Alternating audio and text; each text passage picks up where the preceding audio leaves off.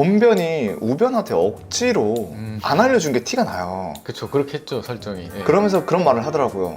어차피 우리 1년짜리 계약직인데 성과가 중요한 거 아니야? 이런 식으로 말을 하잖아요. 맞아요. 예. 법무법인은 다 계약직인 건가요? 변호사님 안녕하세요. 안녕하세요, 서문석 변호사입니다.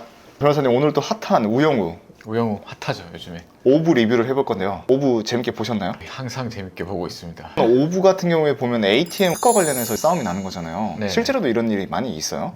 당연히 특허 관련 소송도 많이 있죠. 저는 이제 그쪽 분야를 많이 다루진 않는데 그런 소송도 많이 있습니다. 네. 변호사님은 어떤 걸 많이 다루세요? 저는 뭐 주로 형사 사건이 많습니다. 예, 우영우도 보면 반은 형사 사건이고 반은 민사 사건이고 이런 식으로 지금까지는 흘러온 것 같아요. 그러면 이번에 특허 관련된 거는 민사 사건인가요? 형사 사건인가요? 민사 사건이죠. 가처분 신청한 민사 사건이죠. 우리가 민사 사건이라고 쉽게 알아볼 수 있는 방법이 있나요? 드라마에서 쉽게 구별하는 거는 민사 사건은 검사가 안 나오고 형사 사건은 검사가 나오는 겁니다. OI도 보면은 검사는 안 나오고 원고 피고만 이렇게 양 옆에 붙어서 앉아 있죠. 저쪽에 이제 증인석 하나 있고요. 네. 예, 그게 민사 법정입니다. 민사 법정이 그렇게 생겼어요. 그럼 형사 법정은 다르게 생겼나요? 형사 법정은 판사가 있으면은 검사와 피고인이 싸우는 것처럼 마주 보고 있습니다. 아, 증인은 판사를 바라보면서 마주보는 가운데 자리에 있고 그렇게 그러면 있습니다. 딱 그것만 봐도 이건 민사 사건이다라는 걸 바로 알 수 있겠네요. 그렇죠. 법정 모양만 봐도 알 수 있습니다. 예, 민사인지 형사인지는. 근데 이제 궁금했던 게 그렇게 이제 수임을 받았어요. 그런데 이제 거기서 정명섭 변호사가 그런 말을 하잖아요. 너 이거 권변이랑 같이 한번 해봐. 예, 그렇죠. 이러면서 같이 한번 해봐라고 하잖아요.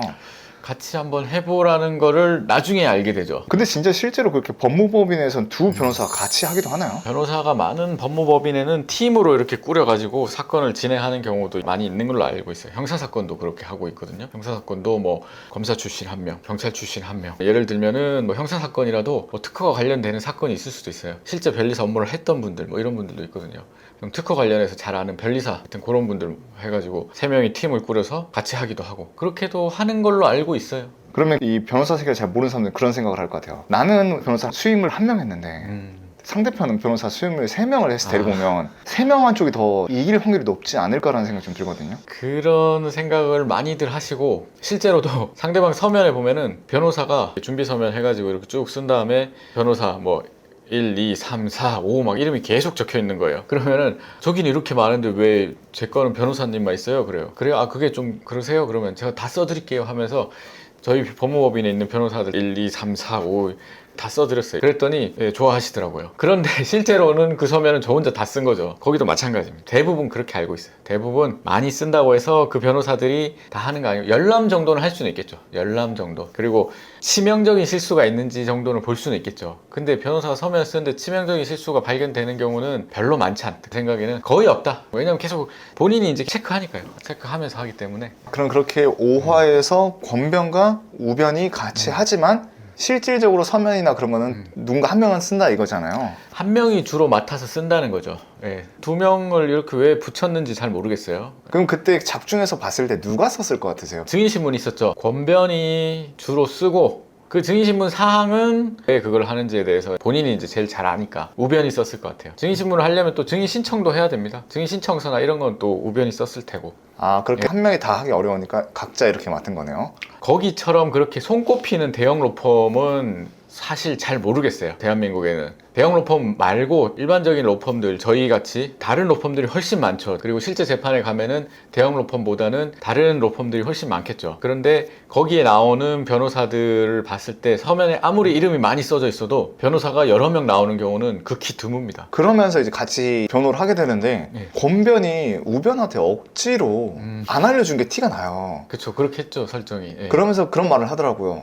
어차피 우리 1년짜리 계약직인데 성과가 중요한 거 아니야? 이런 식으로 말을 하잖아요. 맞아요. 예. 법무법인은 다 계약직인 건가요? 변호사는 기본적으로 다 계약직입니다. 정규직으로 있는 데는 사실 판검사, 공무원들 요 정도? 공공기관도 근데 계약직이 많아요. 왜 그런가?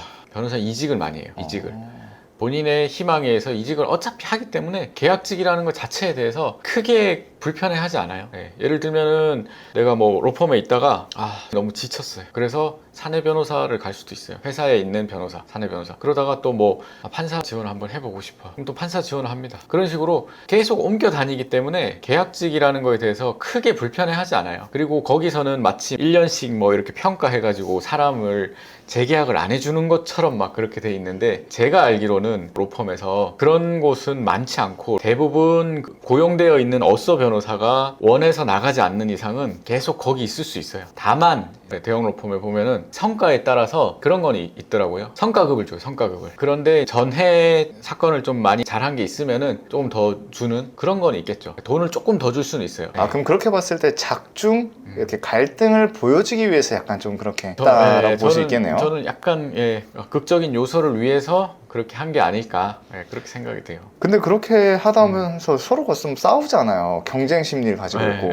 실제로 법인 내에서도 그렇게 변호사들끼리 경쟁을 많이 하는 편이에요?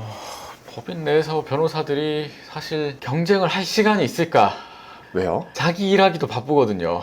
재판 갔다 오고 서면 써야 되고 미팅해야 되고 하루 종일 일하는데, 굳이 그 바쁜 와중에 제가 나보다 더 잘하면 안 되는데 이런 생각까지 하면은 너무 이게 힘들지 않을까, 그렇게 생각해요.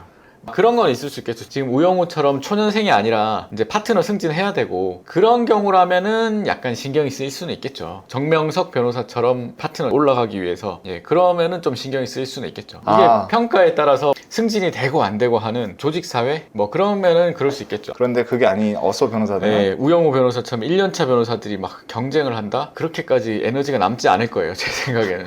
업무 처리하기도 바쁘다 이거네요. 바쁘죠.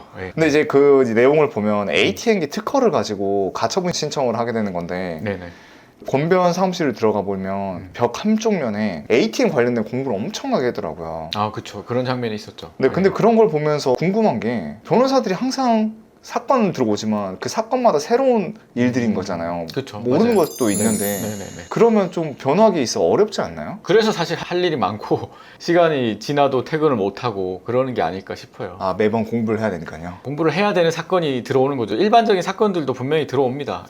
전에 했던 거랑 비슷한 사건들도. 예를 들면은 한의원이 의뢰인이었는데 한의사분들이 치매 종류에 대해서, 그리고 치매 효능에 대해서 막 이런 것들도 공부하고 논문도 찾아서 읽고 뭐 그런 적도 있었어요. 그래서 약침이니 뭐 봉침이니 이런 거 태어나서 처음 들어봤는데, 그때 논문을 이렇게 쭉 읽다 보니까 이게 이런 거구나, 이런 침도 있구나, 다음에 한의원 가면 나도 놔달라고 해야지, 그렇게 생각했었죠. 그 종류를 구별해야만 되는 건 있었어요. 그러니까 변호사가 다 아는 게 아닌가 보네요. 그걸 어떻게 합니까? 한의사들도 논문 보고 아는 그런 깊이 있는 지식인데. 그러면 이제 변호사님, 그렇게 또 그 다음 장면에서는 또 그런 말이 있어요. 그 한 회사의 그 부장님이 그냥 변호사님 얼굴만 보러 잠깐 와서 미팅하고 바로 가잖아요. 그쵸, 맞아요.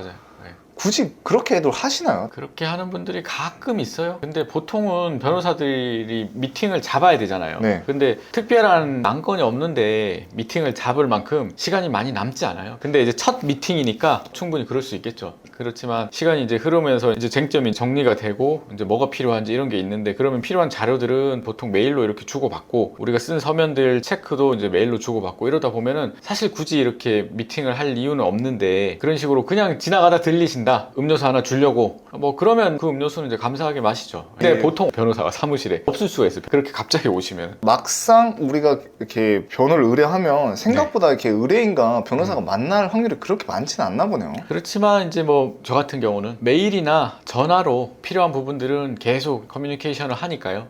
굳이 만나야지만 얘기가 잘 되는 건 아니잖아요. 자료를 보고서 제가 이제 딱 공부를 하면서 궁금한 게 생겼을 때 물어보는 게 좋지, 상대방이 일방적인 설명만 계속 듣는다고 그게 내 머리에 흡수가 되는 건 아니니까요. 사람마다 다를 겁니다. 방금도 공부를 하신다는데 진짜 이 변호사란 직업은 되고 나면 더 공부를 해야 될 것 같아요. 계속 공부해야 됩니다. 법도 계속 바뀌고요. 법률도 계속 바뀌고 판례도 계속 나오면서 판례도 이제 공부하라고 계속 보내줘요. 그런 것도 계속 봐야 되고 끝이 없습니다. 이렇게까지 공부를 많이 하실 거라 예상하고 변호사가 되셨나요? 별 생각 없었죠, 사실. 그때는 공부할 때는 합격을 해야 된다 이 생각만 있었지, 미래에 내가 공부를 이만큼 해야겠다 이런 생각 하진 않았죠.